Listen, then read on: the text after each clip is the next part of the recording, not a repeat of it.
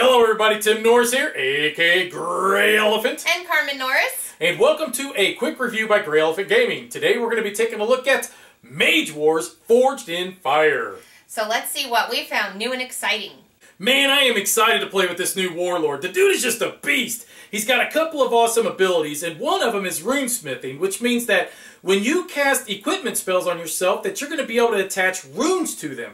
Now, what these runes do is that it costs you 1 mana to do this, but they'll add like extra defense, piercing, you'll get extra armor, and then whenever your opponent tries to target that equipment, they have to pay 2 mana to be able to destroy it. So not only are you helping yourself out and increasing your abilities, but you're costing your opponent mana if they try to destroy it. The other thing he has is some command abilities where targets the friendly units all in a zone, where he can give them like a charge ability, he can give them piercing. All around, man, this guy is just awesome. I am so excited about this new female warlock's abilities. She has Smoldering Curses, in which if an enemy has a curse on it, they automatically gain Flame +1. I mean, she's just going to beat them up. And then the demonic creatures that she controls can heal if they're targeting an enemy creature that has a burn condition. On top of that, she can move the burn conditions around to really take advantage of them. We talked about why the Warlord is awesome naturally, but there's a lot of equipment in this new expansion which makes him even better. And the one that jumped out to me the most was the Harsh Forge Plate. What this forces your opponent to do is they must discard 2 mana whenever they target the mage. Wow! That combined with the runes is amazing. This warlock has some cool equipment. Taken at face value, it looks about the same as what we've had before.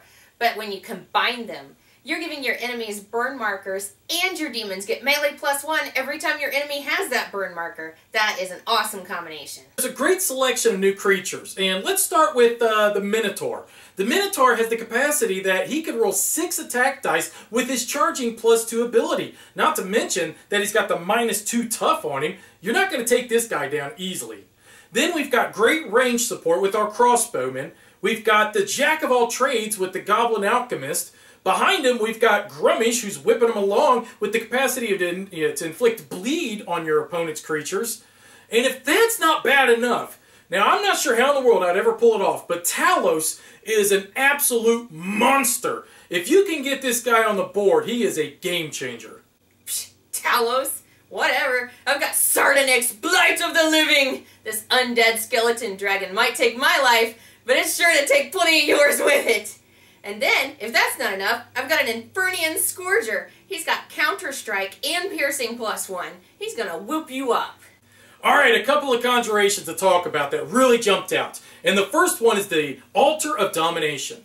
And the way this works is that if you have the altar on the board along with 3 other outposts, each upkeep phase you're going to be allowed to place 1 token of domination on the altar. Once you reach 4 tokens on there, you get to summon Talos at 0 mana cost. Very difficult to pull off, but at the same time very distracting to your opponent. The other one is the Rolling Fog, those pesky archers. You will reduce their range down to 1 for the entire arena. Let's talk about my favorite enchantment. Adrenalec's Touch is going to allow me to keep a burn marker on a creature. This is going to combine really well with all the other abilities she and her creatures have.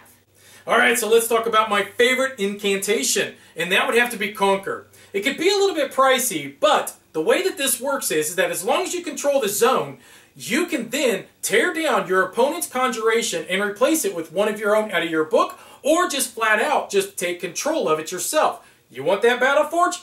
It's yours. What I love about playing Warlocks is the attack spells, and my new favorite is the Devil's Trident, because not only does it have Piercing +2, but it also has the ability to cripple your opponents.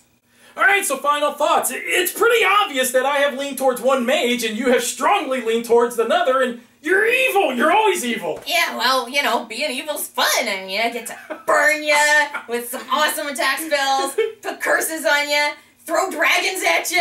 That's like every other day around here for me, okay? So if you love the Warlock like I do, you're going to love this expansion. She's got so much more going for her. Yeah. And it's been a while since, you know, the Warlocks had this much. And the same with the Warlord, too. I mean, this is strongly leaning towards, the War and also the Fire or Dark, classes. I mean, there's a lot of great cards in here to beef up your mages, but there's also a variety of other cards we didn't, go into details about. So all around, a fantastic expansion, and a must pick up if you're a Mage Wars fan. I've really enjoyed this an awful lot going through these cards. A lot of fun. Now, you don't always have to take our word for it, though. Carmen and I are going to sit down and do a live play and go head-to-head to see which one of these two mages is the supreme in the arena.